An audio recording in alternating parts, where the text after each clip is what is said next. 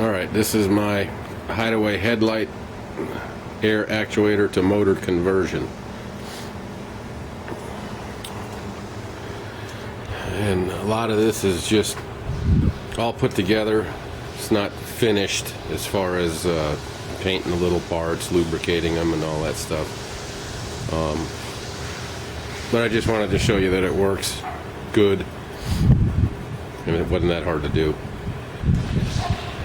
These motors are out of a 94 Firebird. They're the pop-up headlight motors.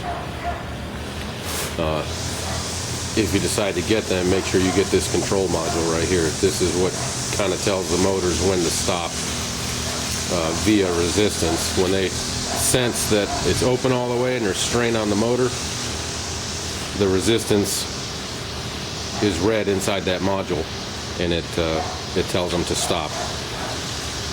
So you don't have to mess with limit switches or anything like that. My fancy C-clamp and my wrench right there. I have to make a bushing to go in that section right there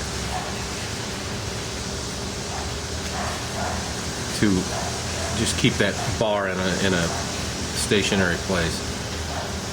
I don't know what kind of bushing was in there originally. I'm going to look into that. Maybe it'll work, but if it's rubber, it's not going to work because it'll move around too much from the force of the motor. So temporarily, I just have that wrench in there holding it in place. But as far as showing you how it works, that'll be it. I had to make this bracket right here that holds the motor.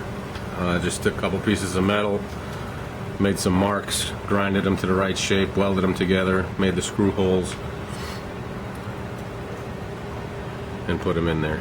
And then the motor, the linkage, I made the little linkage parts. The part off the motor is offset, and the part that goes up to the arm is offset as well. It worked out better that way to where I could mess with the offset angles versus trying to get the motor mounted exactly in the right place, which would have been impossible. I welded a pin on the end of the up and down upright to go through the lower one, and then just put a little pin through there so it can't come out. It has to be, flexible. It can't be, tied up metal on metal. Stuff does move around a little bit. And same on the other one. But I'm going to take all this apart and blast all these pieces and paint them and make it all look pretty. But as far as functionality, it's pretty much done. And then here I just got all the wires hooked up to the battery just to make it work, and on the regular switch. So I'm going to set this camera down so I can get a shot of it in action. And by the way, the idea for the 94 Firebird motors I got offline. I think it was on the GTO forums website. I don't remember, but thanks to whoever posted that. I went through 20 different motors till I came across that, and it worked perfectly. But let me set it up so you can see what it looks like in action.